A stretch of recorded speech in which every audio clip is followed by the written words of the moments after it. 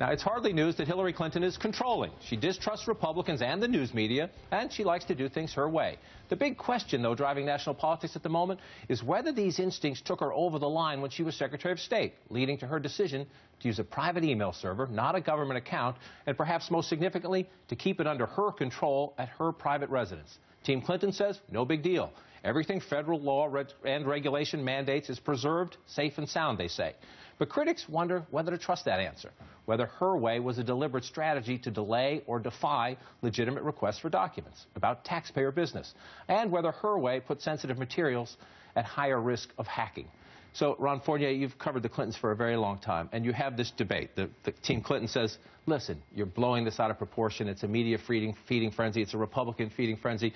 Critics say, no, wait a minute. We don't know so many things. I'm going to push back on you. It's not critics say. Yeah. It's anybody with a brain in their head and isn't in the for the Clintons. I mean, this is a very clear violation of the regulations.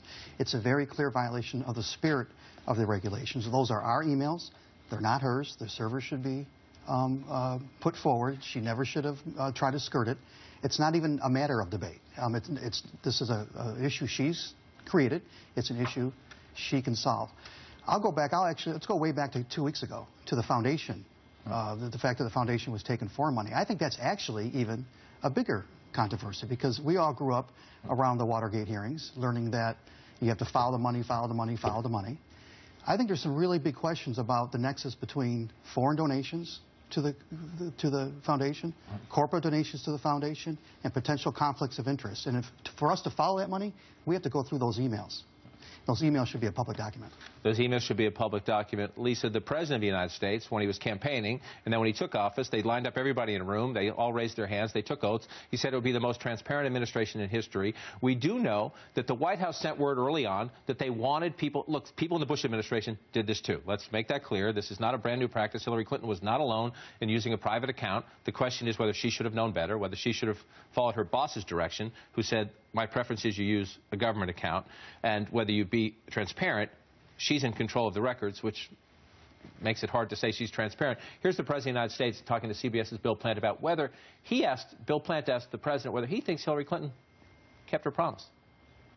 Well, you say that you have the most transparent administration ever. You said it again just a couple of weeks ago. It's true. How does this square with that? Well, I think that the fact that she's going to be putting them forward will allow us to make sure that people have the information they need.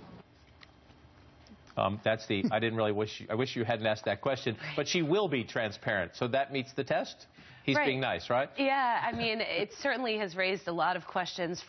Interaction. This was the first real test of how the nascent Hillary campaign will interact with the White House, and it doesn't really seem like they passed it with flying colors.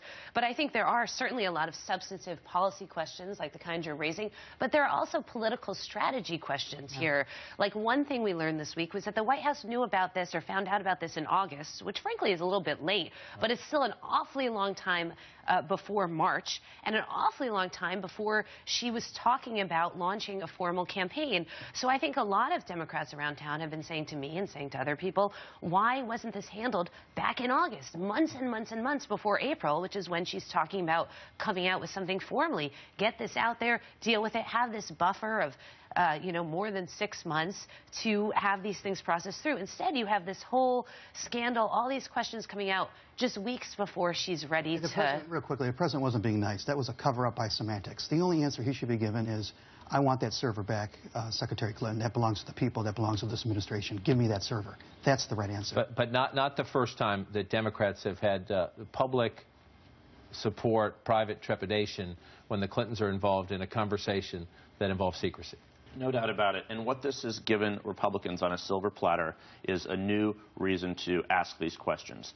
People had largely forgotten about the Benghazi Committee. That's why this is all coming up right now. This has fueled what was essentially an old fire. But this is now going to go on forever because there are new subpoenas, new investigations. So exactly what's happening now, there is going to, throughout the duration of her presidential campaign, there's likely to be a congressional investigation. You're right. Had they sort of dealt with this 6 months ago, it would not be as hot of an issue at this point. So fueling these old flames, to me, seems so politically questionable why they thought that this would not explode at this point. And this is Christmas in March for Republicans. Christmas came late this year. If you're in the House Party.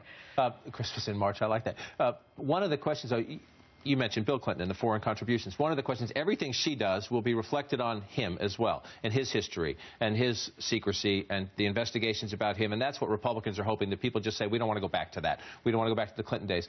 You mentioned the foreign contributions, and it is mind-numbing to me that when she was Secretary of State, the President of the United States said, can't do this, no foreign contributions, and for the most part they agreed. There were some exceptions to that rule. Then she left office and they started taking contributions again from foreign governments. Listen to Bill Clinton here saying, look, we're transparent about this, don't worry. Do I agree with all the foreign policy of Saudi Arabia? No. My theory about all this is disclose everything and then let people make their judgments. But I think there are more than 300,000 people, you should know this, who in some form or fashion have contributed money to the work we've done over the years. And I believe we've done a lot more good than harm. Great. And I believe this is a good thing. Now, there is no question the Clinton Foundation does some remarkable work around the world. However, he says disclose everything and everything's okay. If it was just him, just a former president, I could process that. But you know the whole time, Juana, that she is, A, she was Secretary of State, and B, she's probably going to run for president. Isn't that a higher standard?